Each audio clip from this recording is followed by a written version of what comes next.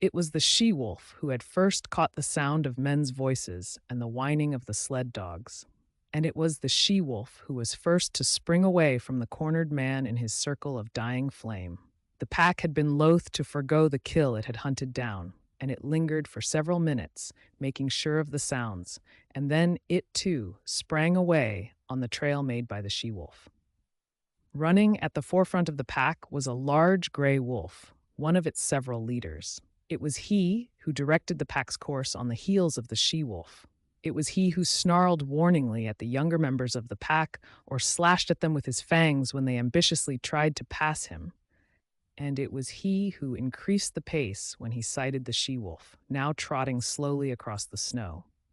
She dropped in alongside by him, as though it were her appointed position, and took the pace of the pack. He did not snarl at her, nor show his teeth, when any leap of hers chanced to put her in advance of him. On the contrary, he seemed kindly disposed toward her, too kindly to suit her, for he was prone to run near to her, and when he ran too near it was she who snarled and showed her teeth, nor was she above slashing his shoulder sharply on occasion. At such times he betrayed no anger. He merely sprang to the side and ran stiffly ahead for several awkward leaps in carriage and conduct resembling an abashed country swain. This was his one trouble in the running of the pack, but she had other troubles.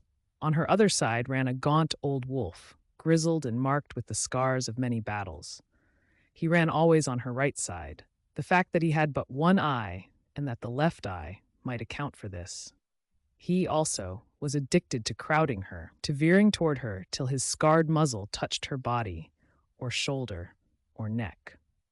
As with the running mate on the left, she repelled these attentions with her teeth, but when both bestowed their attentions at the same time, she was roughly jostled, being compelled, with quick snaps to either side, to drive both lovers away, and at the same time to maintain her forward leap with the pack, and see the way of her feet before her.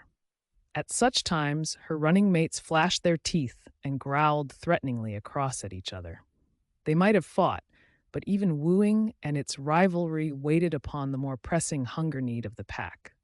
After each repulse, when the old wolf sheered abruptly away from the sharp-toothed object of his desire, he shouldered against a young 3-year-old that ran on his blind right side. This young wolf had attained his full size, and considering the weak and famished condition of the pack, he possessed more than the average vigor and spirit. Nevertheless, he ran with his head even with the shoulder of his one-eyed elder. When he ventured to run abreast of the older wolf, which was seldom, a snarl and a snap sent him back even with the shoulder again. Sometimes, however, he dropped cautiously and slowly behind and edged in between the old leader and the she-wolf. This was doubly resented, even triply resented. When she snarled her displeasure, the old leader would whirl on the 3-year-old. Sometimes she whirled with him, and sometimes the young leader on the left whirled too. At such times, confronted by 3 sets of savage teeth, the young wolf stopped precipitately, throwing himself back on his haunches, with forelegs stiff, mouth menacing, and mane bristling. This confusion in the front of the moving pack always caused confusion in the rear. The wolves behind collided with the young wolf and expressed their displeasure by administering sharp nips on his hind legs and flanks. He was laying up trouble for himself, for lack of food and short tempers went together. But with the boundless faith of youth, he persisted in repeating the maneuver every little while, though it never succeeded in gaining anything for him but discomfiture. Had there been food, love-making and fighting would have gone on apace, and the pack formation would have been broken up. But the situation of the pack was desperate. It was lean with long-standing hunger. It ran below its ordinary speed. At the rear limped the weak members, the very young and the very old. At the front were the strongest, yet all were more like skeletons than full-bodied wolves.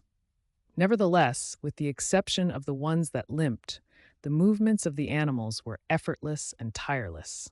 Their stringy muscles seemed founts of inexhaustible energy. Behind every steel-like contraction of a muscle lay another steel-like contraction, and another, apparently without end. They ran many miles that day. They ran through the night, and the next day found them still running.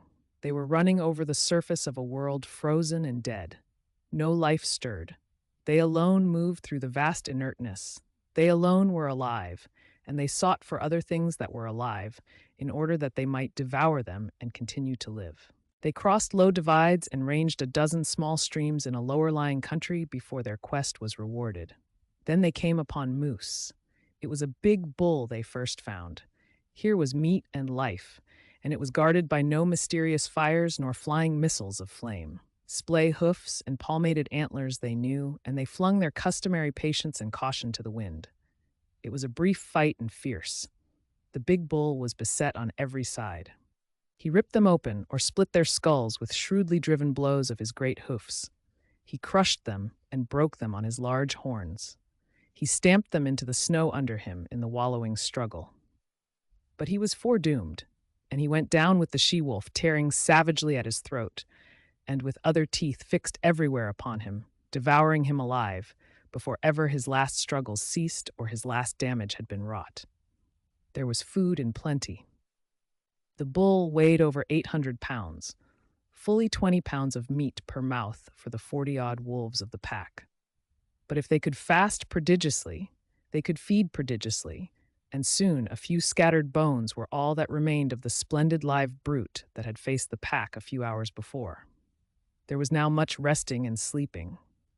With full stomachs, bickering and quarreling began among the younger males, and this continued through the few days that followed before the breaking up of the pack. The famine was over. The wolves were now in the country of game, and though they still hunted in pack, they hunted more cautiously, cutting out heavy cows or crippled old bulls from the small moose herds they ran across.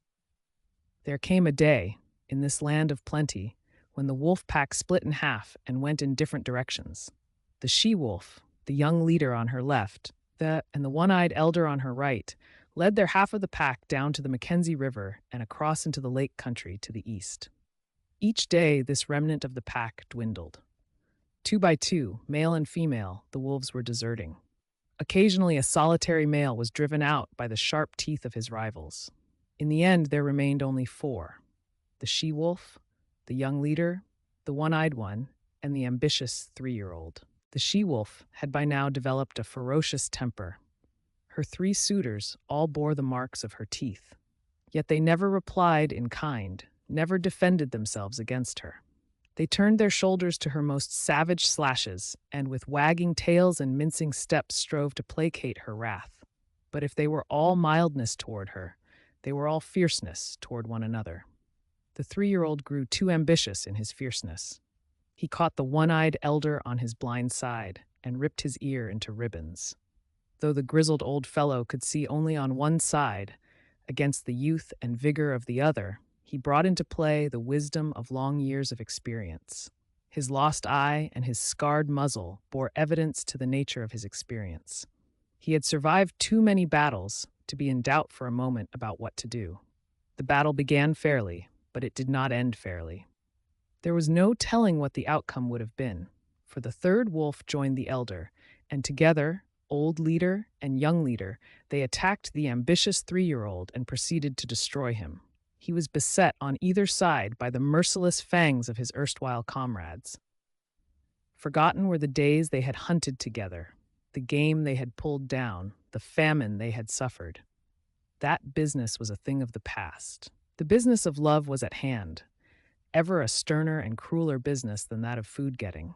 And in the meanwhile, the she-wolf, the cause of it all, sat down contentedly on her haunches and watched. She was even pleased. This was her day, and it came not often, when manes bristled and Fang smote Fang or ripped and tore the yielding flesh, all for the possession of her. And in the business of love, the 3-year-old, who had made this his first adventure upon it, yielded up his life. On either side of his body stood his 2 rivals. They were gazing at the she-wolf, who sat smiling in the snow. But the elder leader was wise, very wise, in love even as in battle. The younger leader turned his head to lick a wound on his shoulder. The curve of his neck was turned toward his rival. With his one eye, the elder saw the opportunity. He darted in low and closed with his fangs. It was a long, ripping slash and deep as well.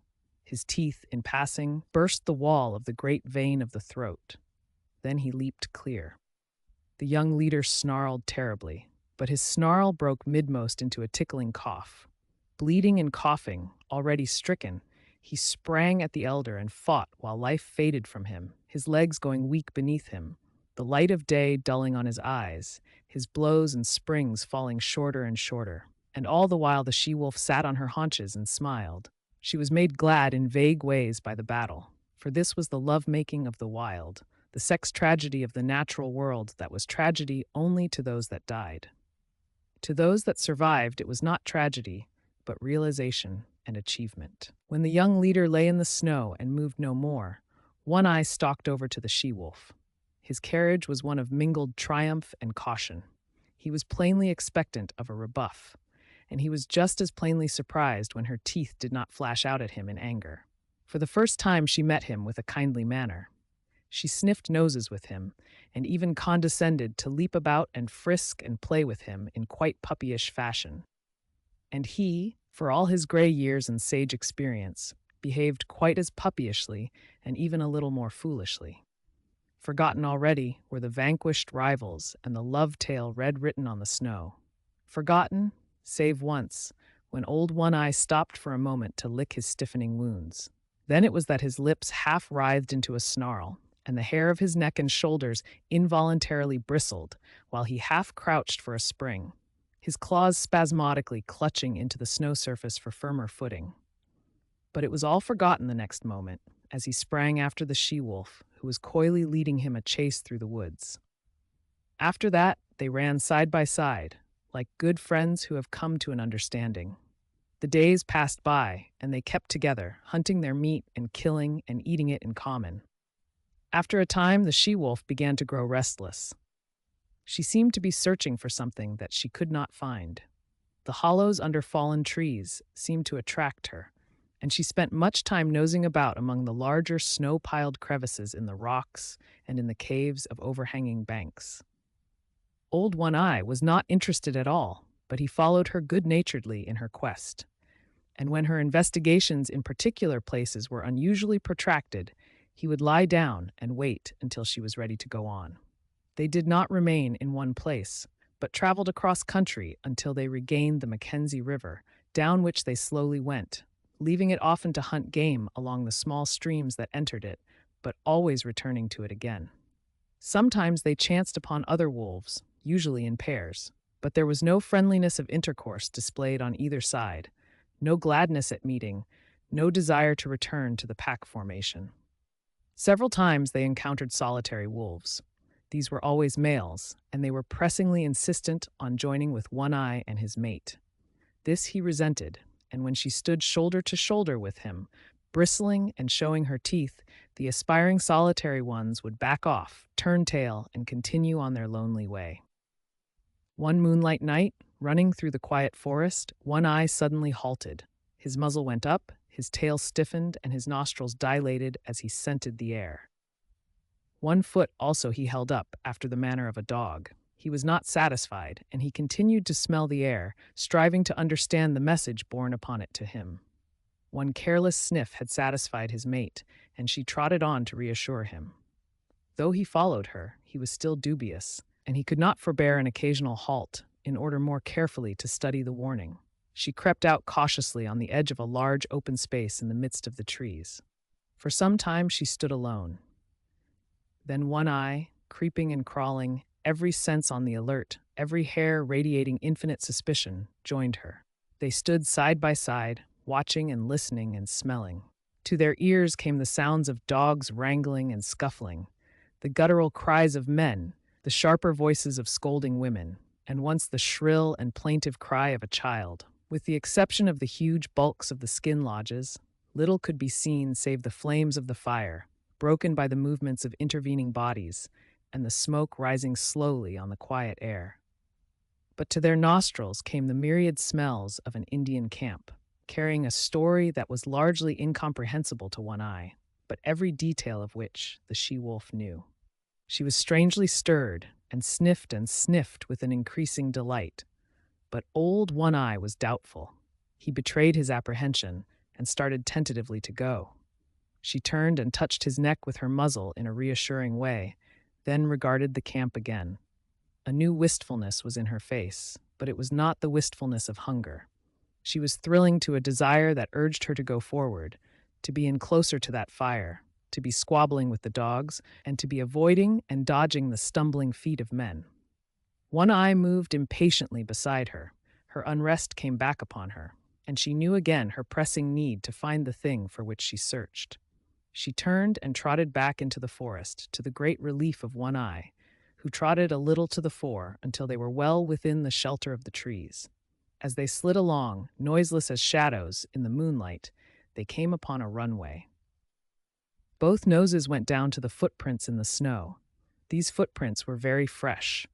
One Eye ran ahead cautiously, his mate at his heels. The broad pads of their feet were spread wide, and in contact with the snow were like velvet. One Eye caught sight of a dim movement of white in the midst of the white. His sliding gait had been deceptively swift, but it was as nothing to the speed at which he now ran. Before him was bounding the faint patch of white he had discovered. They were running along a narrow alley, flanked on either side by a growth of young spruce. Through the trees, the mouth of the alley could be seen, opening out on a moonlit glade. Old One Eye was rapidly overhauling the fleeing shape of white. Bound by bound he gained. Now he was upon it. One leap more, and his teeth would be sinking into it. But that leap was never made. High in the air and straight up soared the shape of white, now a struggling snowshoe rabbit that leaped and bounded, executing a fantastic dance there above him in the air and never once returning to earth. One Eye sprang back with a snort of sudden fright, then shrank down to the snow and crouched, snarling threats at this thing of fear he did not understand. But the she-wolf coolly thrust past him. She poised for a moment, then sprang for the dancing rabbit.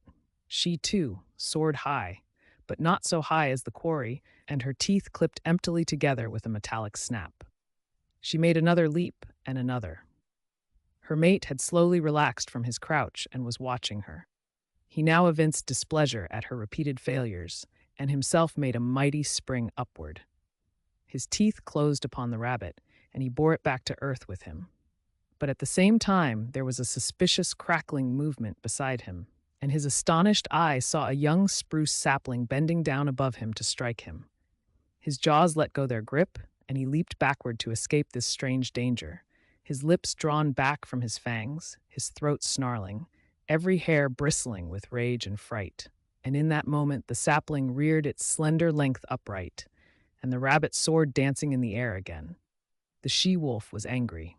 She sank her fangs into her mate's shoulder in reproof, and he, frightened, unaware of what constituted this new onslaught, struck back ferociously and in still greater fright, ripping down the side of the she-wolf's muzzle. For him to resent such reproof was equally unexpected to her, and she sprang upon him in snarling indignation. Then he discovered his mistake and tried to placate her, but she proceeded to punish him roundly until he gave over all attempts at placation and whirled in a circle, his head away from her, his shoulders receiving the punishment of her teeth. In the meantime, the rabbit danced above them in the air. The she-wolf sat down in the snow, and old One Eye, now more in fear of his mate than of the mysterious sapling, again sprang for the rabbit. As he sank back with it between his teeth, he kept his eye on the sapling. As before, it followed him back to earth. He crouched down under the impending blow, his hair bristling, but his teeth still keeping tight hold of the rabbit. But the blow did not fall. The sapling remained bent above him. When he moved, it moved, and he growled at it through his clenched jaws. When he remained still, it remained still, and he concluded it was safer to continue remaining still. Yet the warm blood of the rabbit tasted good in his mouth. It was his mate who relieved him from the quandary in which he found himself. She took the rabbit from him, and while the sapling swayed and teetered threateningly above her, she calmly gnawed off the rabbit's head. At once the sapling shot up, and after that gave no more trouble, remaining in the decorous and perpendicular position in which nature had intended it to grow. Then, between them, the she-wolf and One Eye devoured the game which the mysterious sapling had caught for them. There were other runways and alleys where rabbits were hanging in the air, and the wolf pair prospected them all, the she-wolf leading the way, old One Eye following and observant, learning the method of robbing snares. a knowledge destined to stand him in good stead in the days to come. For 2 days, the she-wolf and One Eye hung about the Indian camp. He was worried and apprehensive, yet the camp lured his mate, and she was loath to depart. But when one morning the air was rent with the report of a rifle close at hand, and a bullet smashed against a tree trunk several inches from One Eye's head, they hesitated no more, but went off on a long, swinging lope that put quick miles between them and the danger. They did not go far, a couple of days' journey. The she-wolf's need to find the thing for which she searched had now become imperative. She was getting very heavy and could run but slowly. Once, in the pursuit of a rabbit, which she ordinarily would have caught with ease, she gave over and lay down and rested.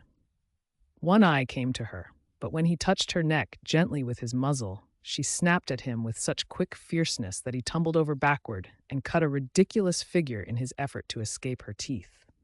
Her temper was now shorter than ever, but he had become more patient than ever and more solicitous. And then she found the thing for which she sought. It was a few miles up a small stream that in the summertime flowed into the Mackenzie, but that then was frozen over and frozen down to its rocky bottom, a dead stream of solid white from source to mouth. The she-wolf was trotting warily along, her mate well in advance, when she came upon the overhanging high clay bank. She turned aside and trotted over to it. The wear and tear of spring storms and melting snows had underwashed the bank, and in one place had made a small cave out of a narrow fissure. She paused at the mouth of the cave and looked the wall over carefully. Then, on one side and the other, she ran along the base of the wall to where its abrupt bulk merged from the softer-lined landscape. Returning to the cave, she entered its narrow mouth. For a short 3 feet, she was compelled to crouch. Then the walls widened and rose higher in a little round chamber nearly 6 feet in diameter. The roof barely cleared her head. It was dry and cosy. She inspected it with painstaking care, while One Eye, who had returned, stood in the entrance and patiently watched her. She dropped her head with her nose to the ground and directed toward a point near to her closely bunched feet, and around this point she circled several times. Then, with a tired sigh that was almost a grunt, she curled her body in, relaxed her legs, and dropped down, her head toward the entrance. One Eye, with pointed, interested ears, laughed at her, and beyond, outlined against the white light, she could see the brush of his tail, waving good-naturedly. Her own ears, with a snuggling movement, laid their sharp points backward and down against the head for a moment, while her mouth opened and her tongue lolled peaceably out. And in this way she expressed that she was pleased and satisfied. One Eye was hungry. Though he lay down in the entrance and slept, his sleep was fitful.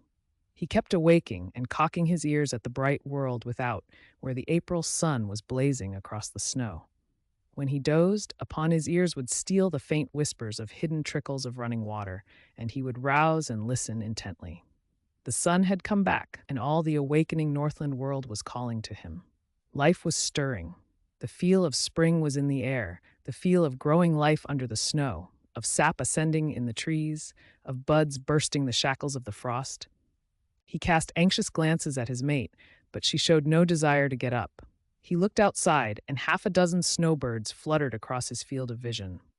He started to get up, then looked back to his mate again, and settled down and dozed. A shrill and minute singing stole upon his hearing. Once and twice, he sleepily brushed his nose with his paw. Then he woke up. There, buzzing in the air at the tip of his nose, was a lone mosquito. It was a full-grown mosquito, one that had lain frozen in a dry log all winter, and that had now been thawed out by the sun. He could resist the call of the world no longer. Besides, he was hungry. He crawled over to his mate and tried to persuade her to get up, but she only snarled at him, and he walked out alone into the bright sunshine to find the snow surface soft underfoot and the traveling difficult. He went up the frozen bed of the stream, where the snow, shaded by the trees, was yet hard and crystalline. He was gone 8 hours, and he came back through the darkness hungrier than when he had started. He had found game, but he had not caught it.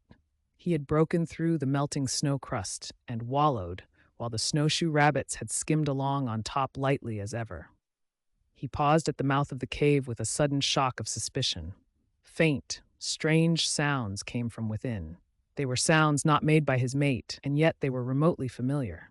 He bellied cautiously inside and was met by a warning snarl from the she-wolf. This he received without perturbation, though he obeyed it by keeping his distance. But he remained interested in the other sounds, faint, muffled sobbings and slubberings. His mate warned him irritably away, and he curled up and slept in the entrance. When morning came and a dim light pervaded the lair, he again sought after the source of the remotely familiar sounds. There was a new note in his mate's warning snarl. It was a jealous note, and he was very careful in keeping a respectful distance. Nevertheless, he made out, sheltering between her legs against the length of her body, 5 strange little bundles of life, very feeble, very helpless, making tiny whimpering noises, with eyes that did not open to the light. He was surprised. It was not the first time in his long and successful life that this thing had happened. It had happened many times, yet each time it was as fresh a surprise as ever to him. His mate looked at him anxiously. Every little while, she emitted a low growl, and at times, when it seemed to her he approached too near, the growl shot up in her throat to a sharp snarl. Of her own experience, she had no memory of the thing happening. But in her instinct, which was the experience of all the mothers of wolves, there lurked a memory of fathers that had eaten their newborn and helpless progeny. It manifested itself as a fear strong within her that made her prevent One Eye from more closely inspecting the cubs he had fathered. But there was no danger. Old One Eye was feeling the urge of an impulse. That was, in turn, an instinct that had come down to him from all the fathers of wolves.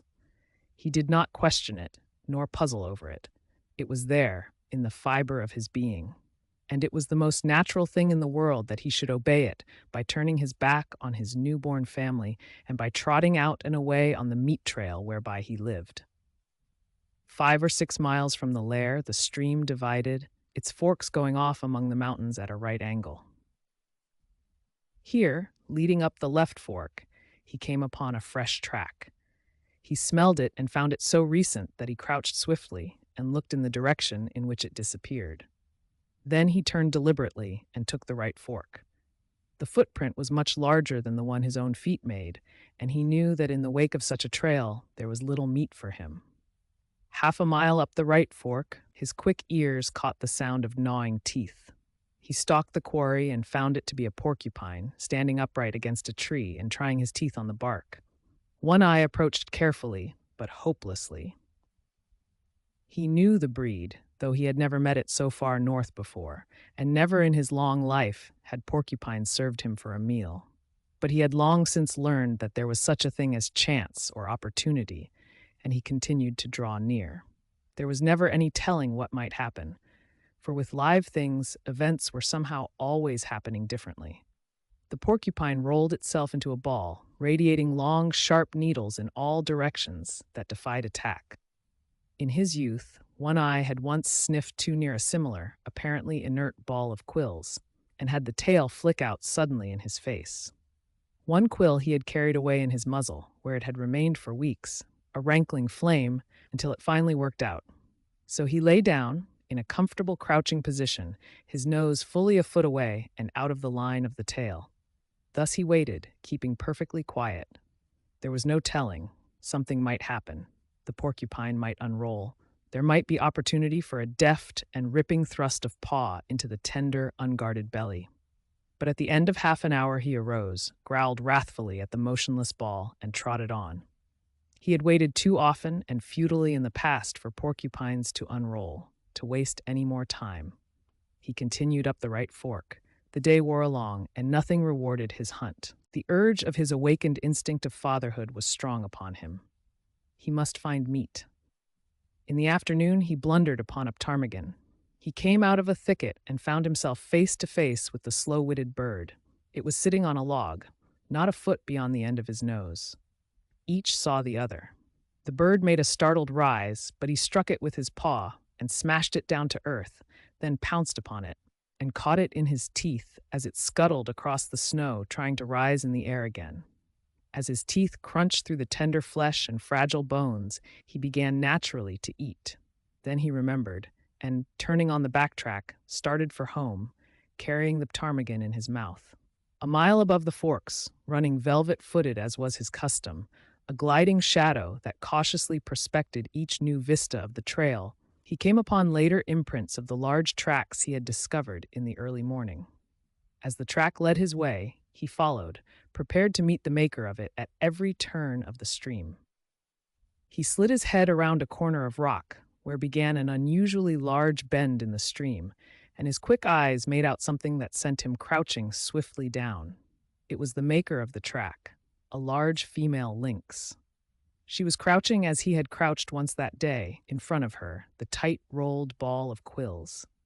If he had been a gliding shadow before, he now became the ghost of such a shadow, as he crept and circled around and came up well to leeward of the silent, motionless pair. He lay down in the snow, depositing the ptarmigan beside him, and with eyes peering through the needles of a low-growing spruce, he watched the play of life before him. The waiting lynx and the waiting porcupine, each intent on life. And such was the curiousness of the game. The way of life for one lay in the eating of the other, and the way of life for the other lay in being not eaten. While old One Eye, the wolf crouching in the covert, played his part too in the game, waiting for some strange freak of chance that might help him on the meat trail, which was his way of life. Half an hour passed, an hour, and nothing happened. The ball of quills might have been a stone for all it moved. The lynx might have been frozen to marble, and old One Eye might have been dead. Yet all three animals were keyed to a tenseness of living that was almost painful, and scarcely ever would it come to them to be more alive than they were then in their seeming petrifaction. One Eye moved slightly and peered forth with increased eagerness. Something was happening. The porcupine had at last decided that its enemy had gone away. Slowly, cautiously, it was unrolling its ball of impregnable armor. It was agitated by no tremor of anticipation. Slowly, slowly, the bristling ball straightened out and lengthened. One Eye, watching, felt a sudden moistness in his mouth and a drooling of saliva, involuntary, excited by the living meat that was spreading itself like a repast before him. Not quite entirely had the porcupine unrolled when it discovered its enemy. In that instant, the lynx struck. The blow was like a flash of light. The paw, with rigid claws curving like talons, shot under the tender belly and came back with a swift ripping movement. Had the porcupine been entirely unrolled, or had it not discovered its enemy a fraction of a second before the blow was struck, the paw would have escaped unscathed. But a side flick of the tail sank sharp quills into it as it was withdrawn. Everything had happened at once. The blow, the counterblow, the squeal of agony from the porcupine, the big cat's squall of sudden hurt and astonishment. One Eye half arose in his excitement, his ears up, his tail straight out and quivering behind him. The lynx's bad temper got the best of her. She sprang savagely at the thing that had hurt her. But the porcupine, squealing and grunting, with disrupted anatomy trying feebly to roll up into its ball protection, flicked out its tail again, and again the big cat squalled with hurt and astonishment. Then she fell to backing away and sneezing, her nose bristling with quills like a monstrous pincushion. She brushed her nose with her paws, trying to dislodge the fiery darts, thrust it into the snow, and rubbed it against twigs and branches, and all the time leaping about, ahead, sidewise, up and down, in a frenzy of pain and fright. She sneezed continually, and her stub of a tail was doing its best toward lashing about by giving quick, violent jerks. She quit her antics and quieted down for a long minute. One Eye watched, and even he could not repress a start and an involuntary bristling of hair along his back, when she suddenly leaped without warning, straight up in the air, at the same time emitting a long and most terrible squall. Then she sprang away, up the trail, squalling with every leap she made. It was not until her racket had faded away in the distance and died out that One Eye ventured forth. He walked as delicately as though all the snow were carpeted with porcupine quills, erect and ready to pierce the soft pads of his feet. The porcupine met his approach with a furious squealing and a clashing of its long teeth. It had managed to roll up in a ball again, but it was not quite the old compact ball. Its muscles were too much torn for that. It had been ripped almost in half and was still bleeding profusely. One Eye scooped out mouthfuls of the blood-soaked snow and chewed and tasted and swallowed. This served as a relish, and his hunger increased mightily, but he was too old in the world to forget his caution. He waited. He lay down and waited, while the porcupine grated its teeth and uttered grunts and sobs and occasional sharp little squeals. In a little while, One Eye noticed that the quills were drooping and that a great quivering had set up. The quivering came to an end suddenly. There was a final defiant clash of the long teeth. Then all the quills drooped quite down, and the body relaxed and moved no more. With a nervous, shrinking paw, One Eye stretched out the porcupine to its full length and turned it over on its back. Nothing had happened. It was surely dead. He studied it intently for a moment, then took a careful grip with his teeth and started off down the stream, partly carrying, partly dragging the porcupine, with head turned to the side so as to avoid stepping on the prickly mass. He recollected something, dropped the burden, and trotted back to where he had left the ptarmigan. He did not hesitate a moment. He knew clearly what was to be done, and this he did by promptly eating the ptarmigan. Then he returned and took up his burden. When he dragged the result of his day's hunt into the cave, the she-wolf inspected it, turned her muzzle to him, and lightly licked him on the neck.